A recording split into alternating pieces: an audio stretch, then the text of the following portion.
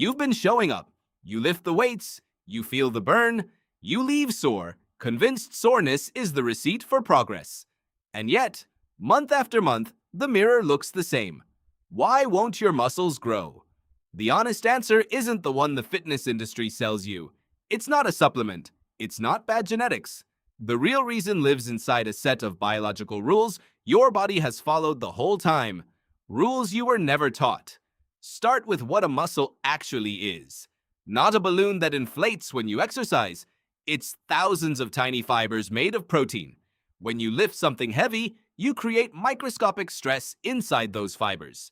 Your body reads that as a message. This was hard, and it might happen again, so build back stronger. That repair process is called muscle protein synthesis. That, and only that, is how a muscle grows. So growth doesn't happen in the gym. It happens after. The gym is only where you send the signal. What have you been doing to your recovery? Here is where most people fail. Progressive overload. Your muscles adapt to stress by getting stronger, and once adapted, that same stress is no longer a challenge. If you lift the same weight for the same reps you lifted 3 months ago, your body has no reason to change. Muscle is metabolically costly to carry, and your body would rather not build tissue it doesn't need. Consistency without progression is just maintenance. The stress has to climb, or the growth stops. But maybe you have been progressing, and still nothing. Then let's talk about how hard you actually train. The muscle-building researcher Brad Schoenfeld has spent his career studying what makes muscles grow. One of the clearest findings is training close to failure.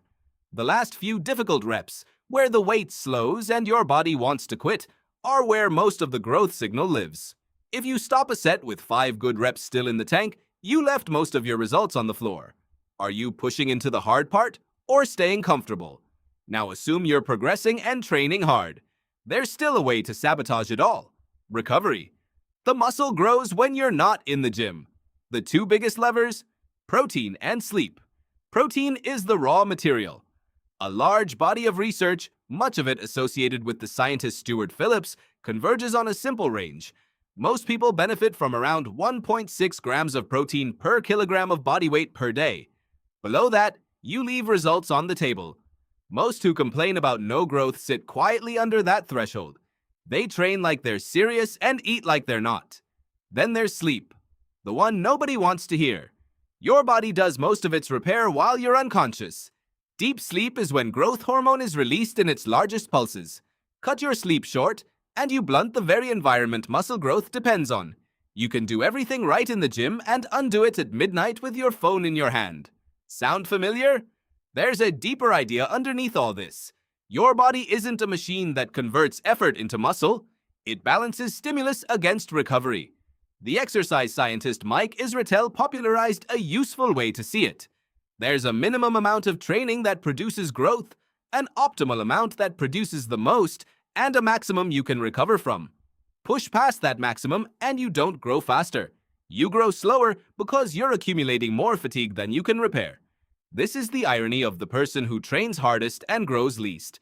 They aren't lazy, they're buried. And genetics? Real but misunderstood.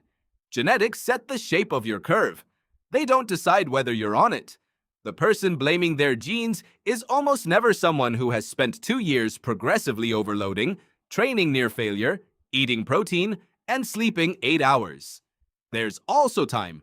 Muscle grows painfully slowly. You look in the mirror every day, so you never see change. The same way you never notice a child growing until a relative gasps at how tall they've gotten. The absence of visible change isn't proof nothing is happening, so why won't your muscles grow?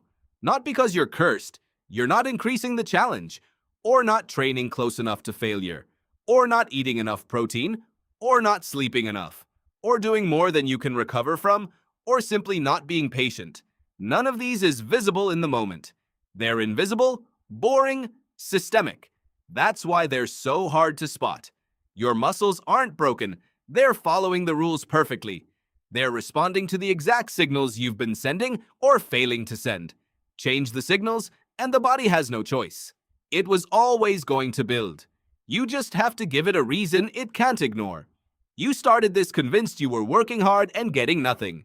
The stranger truth is that your body was listening all along.